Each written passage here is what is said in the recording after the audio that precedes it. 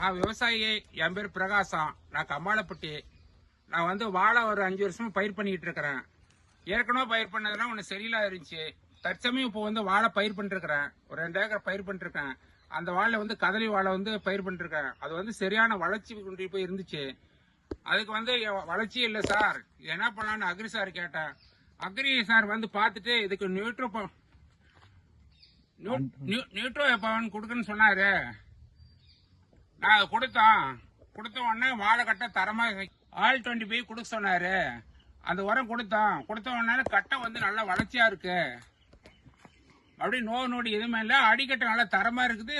அடிக்கட்டை நல்லா உருட்டா வருது. கட்டைக்கு 5 மாசம் தான் ஆகுது.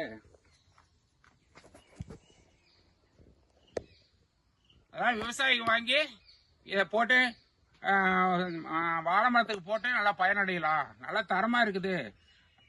அது எந்த பாதிப்பும் எல்லாம் வாங்கி நீங்க தரமா வாங்கி போடலாம்.